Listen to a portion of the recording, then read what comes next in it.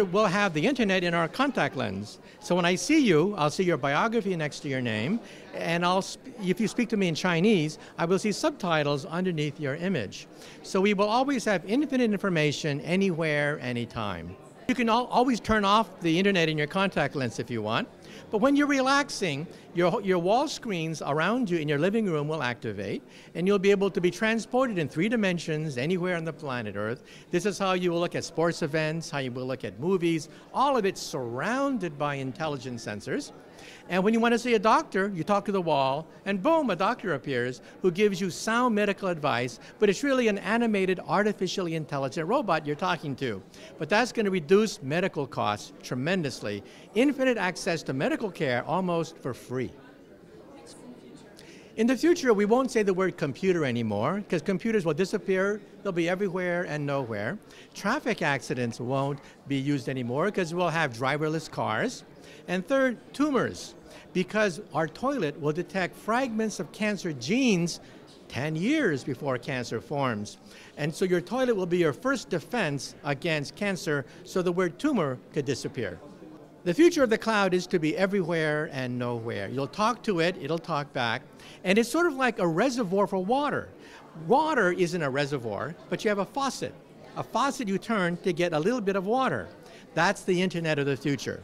The internet of the future will have this huge, gigantic cloud of mainframe computers someplace, but your laptop, your iPod, tablet will be a little faucet that takes information from the cloud. So the cloud will be everywhere and nowhere. The big winner is the consumer. More competition means cheaper prices, better products, but the losers are the middlemen, the friction of capitalism. So if you're a broker or you're an agent, you have to provide something more than just supply and demand, because people would just get that in their contact lens or get that on their glasses. They have to provide know-how. They have to provide experience. That's what you go when you see a stockbroker. You don't buy stocks from a stockbroker anymore, but we still have stockbrokers, because you need experience, you need analysis, and that's what we will need in the future, is intellectual capital. Music was the first industry to be digitalized with horrible consequences. The industry fought against technology and lost. Apple Computers controls the music industry today through iTunes. Now it's media. Newspapers are going bankrupt. Television programs are all being digitalized. Movies on demand. Who benefits? The consumer. But who loses? People who don't understand technology. Next to be digitalized will be medical care. Medical care will be almost for free inside your wall.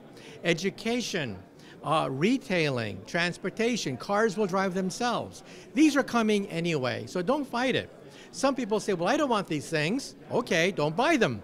But everyone else will buy them, so don't fight it. You can make money riding on these technologies. So be like a surfer. Don't surf against the wave, ride the wave of technology. We have all these devices surrounding us, but deep down inside, in our heart of hearts, we're still the cavemen. We're still the cave women of thousands of years ago.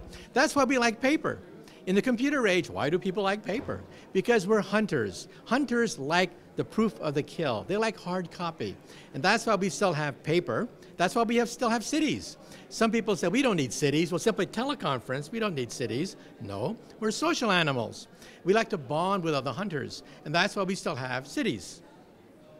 My conclusion is that we're going to be living in a world where information will be almost for free, but the mind, products of the mind like intellectual capital, will become more and more important. Things involving know-how, imagination, talent, leadership, things that make us human cannot be reproduced by computers. So there will always be jobs for people in the future.